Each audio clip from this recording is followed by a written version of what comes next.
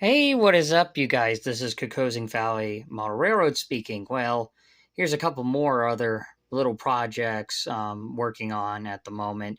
So I have four N scale diesel locomotives I'm working on and restoring from scratch. These are Tricks N scale diesel locomotives, very old and vintage. So they are Tricks out of Germany. See the word tricks on the side, TRIX, and these are a pair of an ABA set of Baltimore, Ohio diesel engines. Slowly getting them restored one by one, and recently I got this one to run really good. So I've been using something on the motor for carbon buildup when they get really dirty and don't want to function right. And this engine runs pretty good. It's a short N-scale track. I might build a longer N-scale track for testing out trains at longer engines and cars. Oh, if you notice in the background, there's a slot car being rebuilt as well. Another vintage one. These Baltimore, Ohio units are very vintage. So here's two of the motors. I'm going to be restoring, cleaning them up back to original.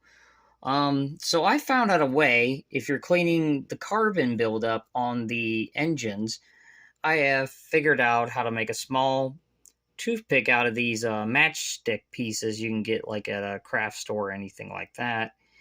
And I've got a X-Acto knife blade. What I do is every time it gets really dirty on that edge, I'll use the X-Acto knife to cut make it back into another point. And what I'll do is I'll run the engine, and it takes up all the carbon build off of that the commutator of the motor on the inside. You can notice that commutator is very good and shiny. And one of these motors, if I remember which one it is, I think, well, maybe it was this one. Nope, that's not it. This is probably this one. Well, that's the bad one. So this one here, I use the toothpick or the little match piece to clean the commutator on that motor. And using that really brightens back up that commutator, and that restores that motor.